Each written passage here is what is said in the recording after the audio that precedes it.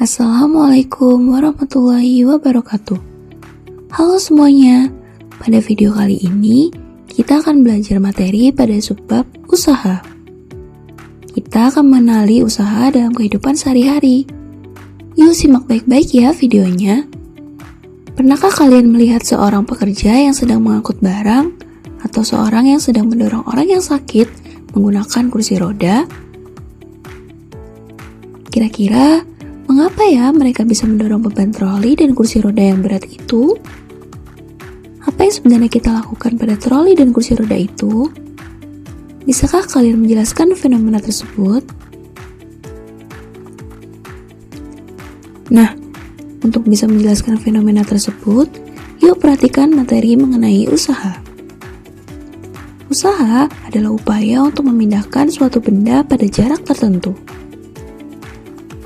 Sekarang, coba perhatikan gambar berikut. Pada gambar A, terlihat seorang pedagang sedang mendorong gerobak dari posisi awal hingga gerobak tersebut berjalan menuju posisi tertentu. Sedangkan pada gambar B, ada seorang anak yang sedang mendorong mobil yang mogok seorang diri dan mobil tersebut tidak bergerak sama sekali. Nah, pada gambar A menunjukkan adanya usaha karena gerobak yang didorong berpindah tempat. Artinya, pedagang tersebut melakukan usaha. Sedangkan, untuk gambar B, karena mobil tidak bergerak, maka tidak ada usaha yang dilakukan, atau W sama dengan 0. Nah, selanjutnya kita akan ketahui bahwa syarat terjadinya usaha itu bergantung pada dua hal, yaitu adanya gaya yang diberikan pada suatu benda, dan juga adanya perpindahan benda tersebut. Berikutnya, besarnya usaha dapat kita hitung menggunakan persamaan W sama dengan F dikali S, di mana W merupakan usaha yang memiliki satuan Joule, F adalah gaya dengan satuan Newton, dan S merupakan perpindahan dengan satuan meter. Nah, untuk kalian lebih memahami mengenai usaha, yuk kita latihan soal bersama. Rino sedang mendorong sebuah kotak dengan gaya sebesar 50 Newton sehingga kotak tersebut bergeser sejauh 400 cm. Berapakah besar usaha yang dilakukan oleh Rino? Nah, untuk menjawab soal ini, kita terlebih dahulu menuliskan yang diketahui, yaitu gaya atau F sebesar 50 Newton, kemudian perpindahan sebesar 400 cm yang akan kita ubah menjadi meter, yaitu 4 meter.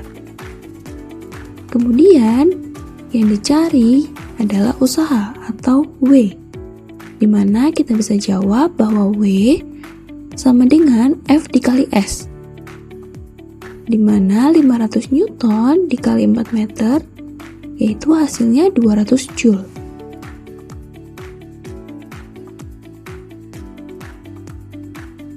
Nah, selanjutnya kita akan membahas mengenai daya, di mana ada variabel lain yang harus kalian ketahui mengenai usaha selain gaya dan juga perpindahan, yaitu waktu. Sekarang, coba lihat gambar ini.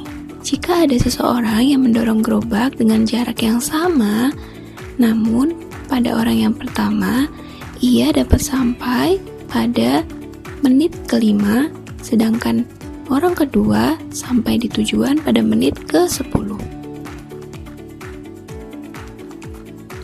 Di mana hal tersebut menunjukkan bahwa kedua orang tersebut memiliki daya yang berbeda. Nah, sebenarnya apa sih yang dimaksud dengan daya?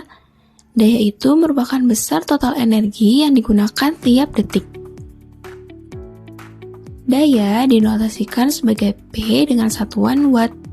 Selanjutnya, kita akan ketahui besar gaya melalui persamaan berikut ini, di mana P sama dengan W per T, yang mana P merupakan daya dengan satuan watt, kemudian W adalah usaha dengan satuan Joule, dan T adalah waktu dengan satuan sekon. Untuk lebih memahami mengenai daya, mari kita perhatikan contoh soal berikut. Seseorang melakukan usaha sebesar 3000 Joule untuk memindahkan sebuah peti selama 2 menit. Berapakah daya yang dikeluarkan oleh orang tersebut?